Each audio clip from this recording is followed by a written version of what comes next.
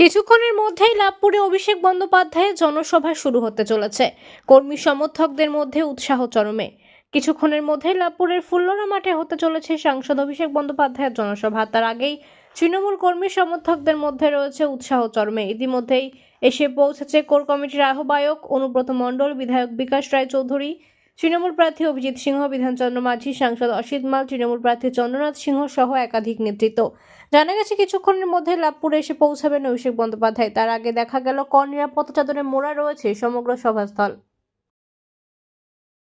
অভিষেক ব্যানার্জির জনসভা আপনারা দেখতে জানেন, এই এসআর নিয়ে যা কিছু করেছে তৃণমূল কংগ্রেস, আপনারা দেখিনি এসআর এর জন্য বাঁচাবার জন্য মমতা ব্যানার্জি এবং অভিষেক ব্যানার্জি তারা দিল্লি ছুটে গেছিল সুপ্রিম কোর্টে।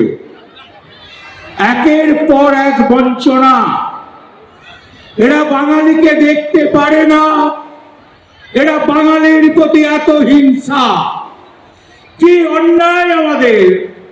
আমরা বাংলায় কথা বলি বলে কেন বাঙালির প্রতি তোমাদের এত অবহেলা? তোমাদের লজ্জা লাগে না? তোমরা বাঙালিকে এত হেনস্থা করো।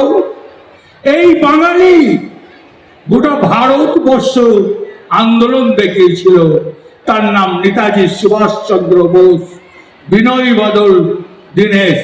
তোমরা কেন এত বাঙালিকে ঘৃণা করো? এখানে আছে রবীন্দ্রনাথ, আছে নজরুল, আছে রামকৃষ্ণ ঠাকুর, আছে সারদা দেবী, আছে বিবেকানন্দ। তোমরা কিন্তু এই বাঙালিকে হিংসা করো। ওই আমরা তো তামিলনাড়ুকে হিংসা করি না, আমরা তো কর্ণাটকের মানুষকে হিংসা করি না, আমরা তো রাজস্থানের মানুষকে হিংসা করি না, আমরা তো মধ্যপ্রদেশের মানুষকে হিংসা করি না, আমরা তো মহারাষ্ট্রের মানুষকে হিংসা করি না, আমরা তো ছত্তিশগড়ের মানুষকে হিংসা করি না, আমরা তো আসামের মানুষকে হিংসা করি না, আমরা তো ত্রিপুরার মানুষকে হিংসা করি না। তোমাদের এত কেন জ্বলন? কেন বাংলার প্রতি তোমাদের এত জ্বলন? তোমাদের লজ্জা লাগে না? তোমরা একের পর এক মিথ্যা কথা বলো, আর বাংলাকে 4 বছর থেকে 4 বছর তুমি কিছু দাও নাই, কিন্তু বাংলা মচকাবে তবু ভাঙবে না। তার নাম মমতা ব্যানার্জি। এইখানে বাংলাকে জব্দ করতে পারবে না। বাংলার মানুষ খুব সচেতন, বাঙালি খুব ধৈর্যধর, বাঙালি ভয় পায় না, বাঙালি ভয় পাবে না। তোমরা বলছো আবার 230 থেকে 235টা সিট পাবে এই মমতা ব্যানার্জি। চ্যালেঞ্জ করতে চাও, দেখতে চাও, পারবে না। আমরা যে উন্নয়নের কারিগর, মমতা ব্যানার্জি উন্নয়নের কারিগর। মমতা ব্যানার্জি সাধারণ মানুষের পাশে থাকে, মমতা ব্যানার্জি খেটে খাওয়া মানুষের পাশে থাকে, মমতা ব্যানার্জি দিন মজুরের পাশে থাকে। আর তোমরা লবডঙ্কা দেখাও। আজকে একটা রাজ্যে দাঁড়িয়ে বলে দাও যে 96খানা প্রকল্প আছে। তোমরা যদি একজনা দাঁড়িয়ে বলতে পারো যে 96খানা প্রকল্প আছে এই রাজ্যে, কেউ বলতে পারবে না। তোমরা মানুষের সঙ্গে মিথ্যা কথা বলো, মানুষের সঙ্গে তোমরা ঠকাও। আর মমতা ব্যানার্জি যা বলে তা করে দেখে দেয়। চোখের সামনে দেখতে পেলেন লক্ষ্মী ভান্ডার বাড়িয়ে দিল। ক্ষেত মজুর যাদের কোনো জমি জায়গা নাই তাদের জন্য বছরে 4,000 টাকা করে দিলেন। বেকার ছেলে মেয়েদের তাদেরও বললো 1500 টাকা করে ভাতা দেবে। এটি ভাবা যায়? এটি চিন্তা করা যায়? এটি কারো মাথায় আসে? এ তো মমতা ব্যানার্জির মাথায় আসে। কেন জানেন? সে গরিবের মানুষ, সে যে গরিবকে ভালোবাসে, খেটে খাওয়ার মানুষকে ভালোবাসে, তার কোনো অহংকার নাই, তার কোনো দ্বিধের না।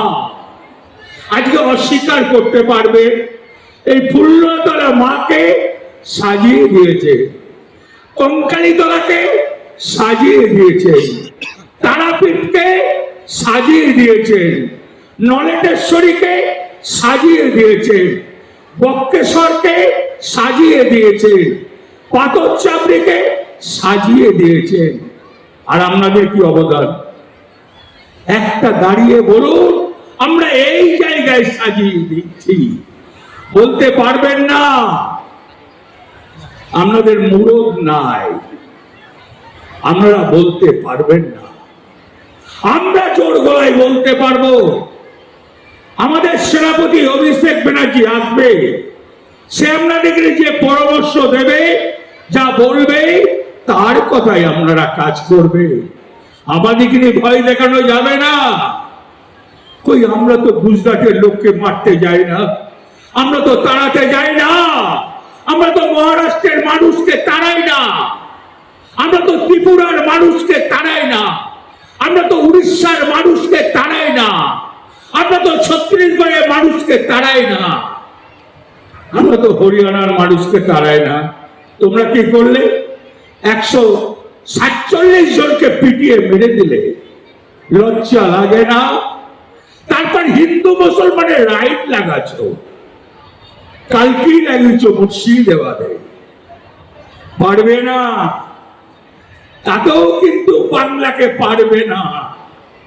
যতই করো হামলা, আবার জিতবে বাংলা। মানুষ মমতা ব্যানার্জিকে চায়, তোমাদেরকে নিয়ে চাই না। তোমরা কি কাজ করেছো দেখাও।